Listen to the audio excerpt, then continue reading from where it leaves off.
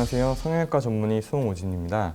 닥터 레오송의 흉터 고민 해결, 상처야 안녕 첫 번째 시간인데요. 상처가 나면 흉터에 대한 많은 고민을 하셨죠. 이번 시간에서 그런 고민들을 해결해 드리도록 하겠습니다. 첫 번째 고민은 상처 초기 치료 및 드레싱 방법에 대해서 많은 분들이 궁금해 하시는데요. 그것에 대해서 차근차근 설명해 드리도록 하겠습니다. 상처란 무엇일까요?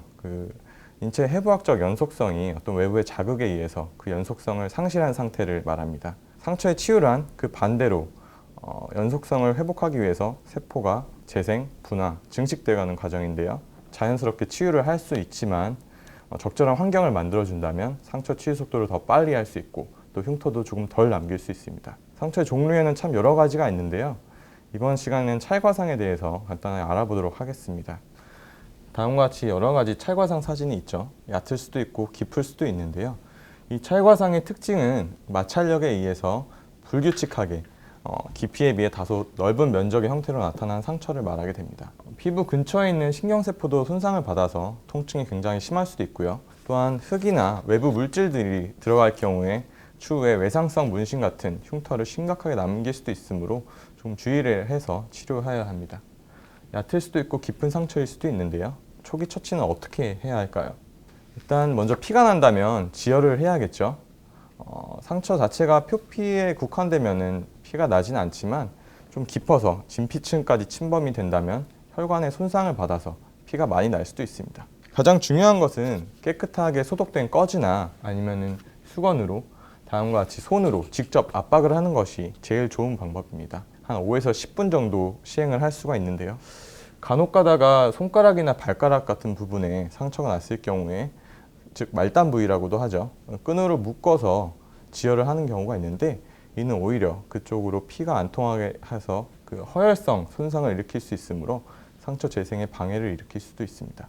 또한 많이 실수하시는 것 중에 하나가 지혈제나 연고를 발라서 오시는 경우도 있는데요. 이럴 경우에는 병원에서 상처 초기 상태를 파악할 수가 없고 어떤 상처의 그 분비물 배출이나 오염물질 제거에 어려움이 있을 수 있으므로 주의를 하셔야 합니다. 피가 멈췄음을 확인하기 위해서 꺼즈를 중간에 떼보는 경우가 있는데 이는 오히려 상처의 재출혈을 일으킬 수 있어서 주의를 하셔야 합니다. 지혈이 끝났으면 무엇을 해야 할까요? 바로 세척이죠. 이 세척은 상처 치료에 있어서 가장 중요한 부분 중에 하나입니다. 제일 좋은 것은 멸균된 생리식염수로 세척을 해주시는 것이 좋고요. 깨끗하게 흐르는 수돗물이나 아니면 마시는 물로 소독을 하셔도 좋습니다. 흙이나 기타 오염물질 등이 들어가지 않도록 잘 씻어주는 것이 중요하고요. 고인물에 담가두는 것은 소독에 도움이 되지 않고 또 입으로 상처를 빨아내는 것은 입안에 있는 세균이 감염될 수도 있기 때문에 추천해드리지 않습니다. 간혹 가다가 소독하기 위해서 빨간 약, 즉 포비돈이나 아니면 알코올 등으로 세척을 하시는 경우도 있는데요. 이는 오히려 그 상처 회복에 도움을 주는 상피세포나 아니면 섬유세포 등 정상세포에 손상을 줄 수 있어서 이것 또한 상처 회복에 많은 방해를 일으킬 수 있으므로 그냥 깨끗한 물로 세척하는 것이 제일 좋습니다. 상처 관리에 대한 잘못된 상식들에 대해서 좀 짚어 넘어가려고 합니다. 상처는 반드시 소독한다. 아까도 말씀드렸다시피 소독 자체가 이제 정상세포에도 영향을 미칠 수 있으므로 소독하는 것보다는 차라리 깨끗한 물로 세척하는 것이 가장 좋고요.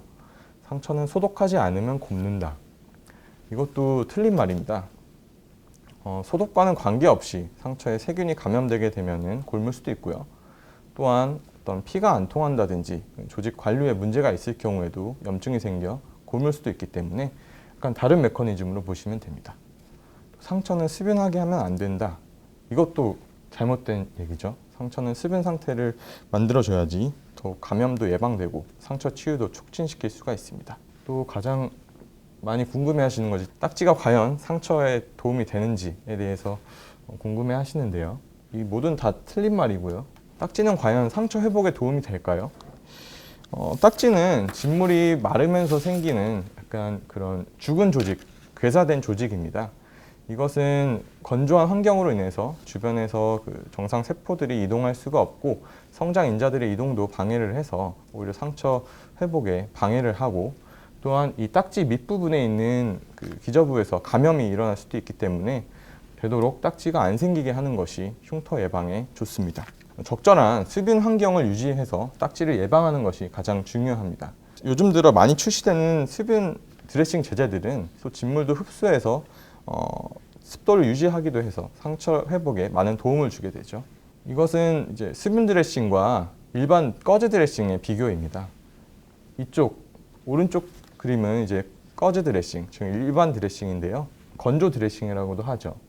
이것은 삼출물 흡수와 진물 제거 등의 효과가 있긴 하지만 수분 환경을 유지시켜주는 데는 역부족입니다. 그래서 따라서 14일 후에 상처 드레싱을 일반 꺼즈 드레싱으로 했을 때는 이처럼 딱지가 있는 것을 볼 수 있고요. 반면에 왼편에 수분 드레싱 제제는 삼출물 흡수도 하면서 어떤 수분 환경을 조성해 주기 때문에 이처럼 흉터가 최소화되면서 상처가 아문 것을 볼 수가 있습니다. 그래서 이런 드레싱을 하면서 이제 수분 환경을 유지하고 또 통증도 예방을 할 수가 있고 2차적인 감염도 예방을 할 수 있기 때문에 어떤 드레싱이 꼭 필요하다고 말할 수 있겠죠. 수분 드레싱의 선택 기준입니다. 이제 흔히 요즘에는 약국에서도 많이 구할 수 있죠. 뭐 괴사 조직 제거나 아니면은 밀폐, 삼출물 흡수나 아니면 어떤 접착력 등의 기능으로 여러 가지로 구분을 할 수가 있는데요. 가정에서 쉽게 생각하실 수 있는 부분은 이제 삼출물의 양, 즉 진물이 얼마나 나오는지에 따라서 선택을 하시면 되겠습니다.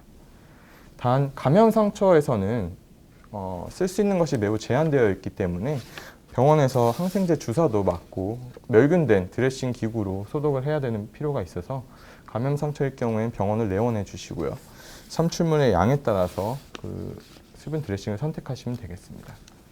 흔히 구할 수 있는 제재로는 이제 위쪽에 메디폼 같은 폼 제제와 아래쪽에 하이드로콜로이드라고 불리는 그 필름 제제, 상품명으로는 듀오덤이나 컴필 등이 있을 수 있습니다. 위에 폼 제제는 약간 두껍고 흡수력이 굉장히 뛰어나기 때문에 삼출물이 많이 생길 수 있는 찰과상 촉이나 아니면 깊은 상처 등에 사용을 할 수가 있고요. 아래쪽 그 하이드로콜로이드 제제 같은 경우에는 얇아서 삼출물 흡수에 좀 제한된 부분이 있습니다. 그래서 얕은 상처나 아니면 찰과상 훅이 조금 나아가는 상처에서 사용하시면 되겠습니다. 언제까지 사용해야 하냐면 약간 상처가 이제 핑크빛을 띠고 상피화가 되는 과정, 또 삼출물이 많이 줄어가는 과정까지 이제 쓰시면 되고요. 간단하게 이제 폼 드레싱을 하다가 하이드로콜로이드 드레싱으로 넘어가는 것이 순서입니다. 상피화가 완료되게 되면 이제 더 이상 추가 드레싱은 필요 없고 보습 크림을 통해서 건조한 환경을 좀 예방해 주는 것이 좋습니다. 상처 치료에는 일단 깨끗한 세척과 수분 환경 조성이 제일 중요하고요. 그런 순서는 일단 피가 나면 지혈을 하고 그다음에 세척을 하고 드레싱의 과정을 통해서 상처를 치유하시면 되겠습니다.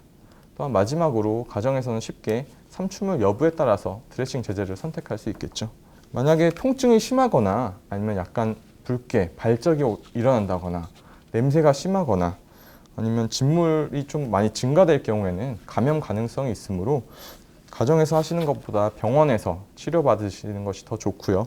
상처의 종류에 따라 그리고 개인차에 따라 상처가 나아가는 과정에 따라서 드레싱은 굉장히 무수히 많은 종류가 있습니다. 여기서 말씀드리기엔 너무나도 상세하고 전문적인 내용이기 때문에 한계가 있고요. 여기서는 심플한 개념 및 집에서 할 수 있는 간단한 드레싱의 개념으로 알아가시면 좋고요. 깨끗하고 염증 없는 상처에 적용이 되고 만약에 상처가 심각해질 경우엔 멸균 상태의 소독기구를 사용해야 되기 때문에 병원을 꼭 내원하셔야 됩니다. 감사합니다.